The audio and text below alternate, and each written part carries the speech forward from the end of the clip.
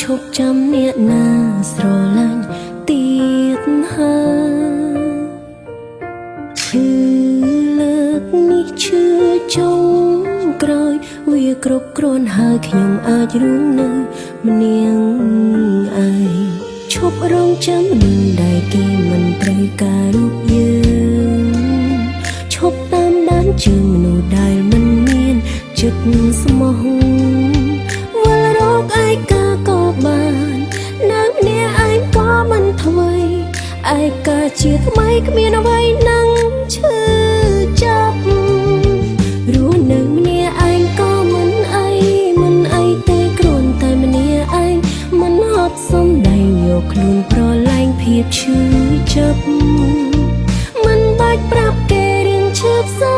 សុខចិត្តតែយកមកខ្លួនស្ដាំម្នាក់ឯងស្រួលស្រាប់មិនទៅរំខាននាងណា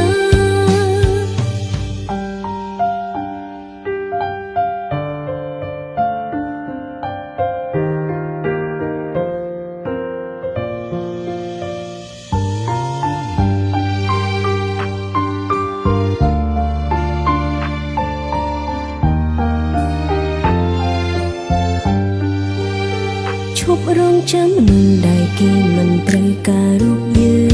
ងឈប់តាមដានជើងមនុស្សដែលមិនមានចិត្តស្មោះវិលរកឯកាក៏បាននៅម្នាក់ឯងក៏មិនថ្មីឯកាជាថ្មីគ្មានអ្វីនឹងឈឺចាប់រស់នៅម្នាក់ឯងក៏មិនអីទេគ្រាន់តែម្នាក់ឯងមិនហត់សំដែងយកខ្លួនប្រឡែងភាពឈឺចាប់មិនបាច់ប្រាប់គេរឿងឈឺផ្សាសុខចិត្តតែយកមកខ្លួនស្ដាំម្នាក់ឯងស្រួលស្រាប់មិនទៅរំខាននាងណាហត់ណាស់ក្នុងរឿងស្នេហាចុងក្រោយមួយណាក៏ដូចមួយណាដែរខូចចិត្តដល់ដែល